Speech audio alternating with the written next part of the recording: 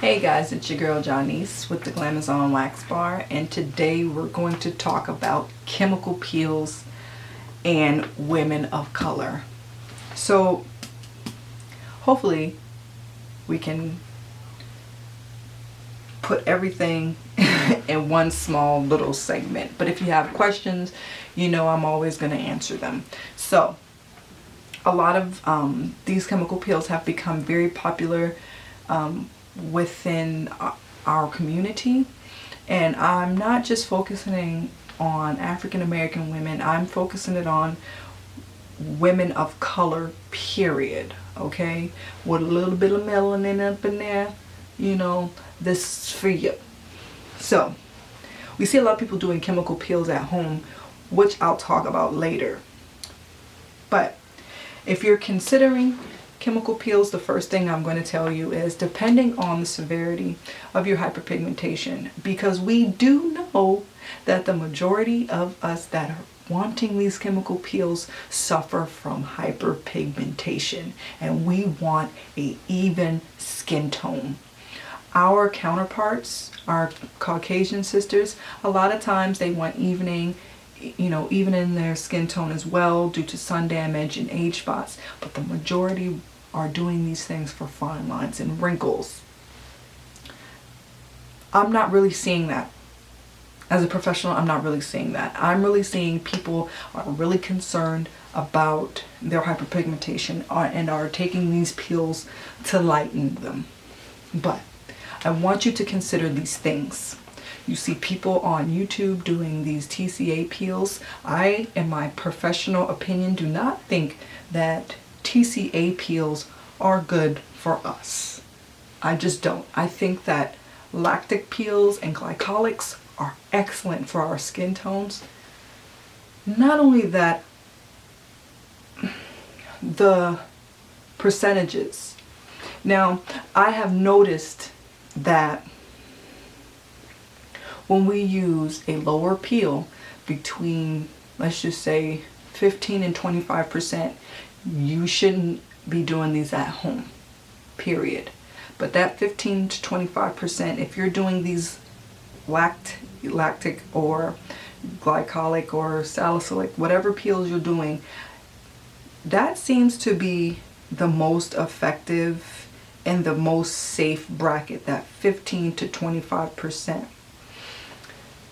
Now, what I will stress to you as well is series of peels are great. You have some people who are impatient and they want to do high peels, but the high peels are not always great, and it's a longer recovery time.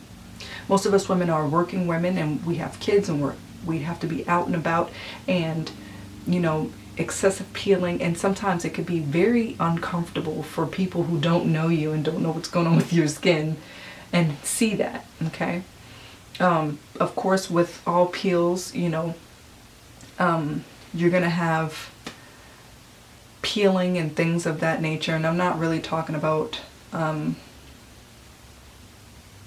you're going to have excessive peeling, scaling, and things like that, of course.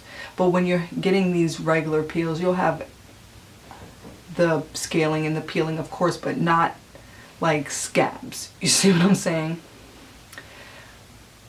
But I also want to stress the importance. Sometimes when you get these higher peels, things can go really wrong really fast, okay?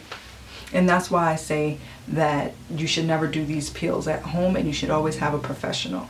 Just imagine you watch a YouTube video, you get excited, you go and click that link to purchase these peels that these ladies put down in their description bar. You click it, you purchase.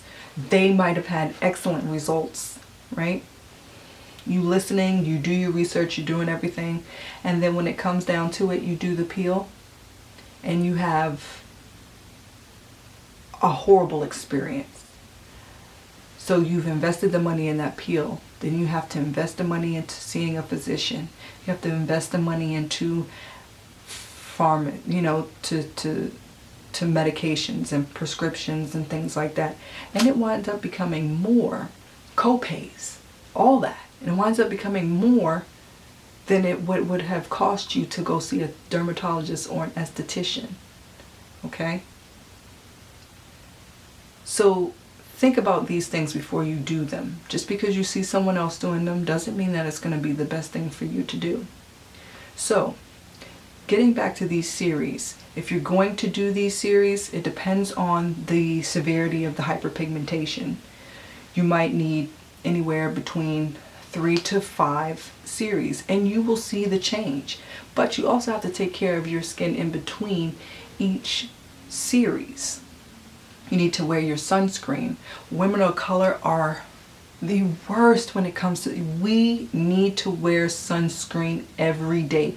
We are not immune to sun damage. We are not immune to cancer. We are not immune to a lot of things, and we need to take care of our skin. We will spend a whole bunch of money on our hair, a whole bunch of money on clothes, but skin is really, we can only get one skin, you know what I'm saying? We need to take care of it. So I'm asking you, if you do get these peels, make sure that you're getting them done by a professional, that you're asking questions like how long, how knowledgeable are you when it comes to working with our complexions? Do you have before and after photos? You know what I mean? And making sure that you, you know what I'm saying, making sure that this person is reputable, like well known in the area, you know what I'm saying? Ask questions, be very, very serious. And I think another great approach for women of color is microdermabrasion. It is not a chemical exfoliant, it is a mechanical exfoliant. You don't have to worry about a recovery time. You can go to work that same day, might be a little bit red, but it's an excellent approach. That too, you can do series, and chemical peels as well. And anything that is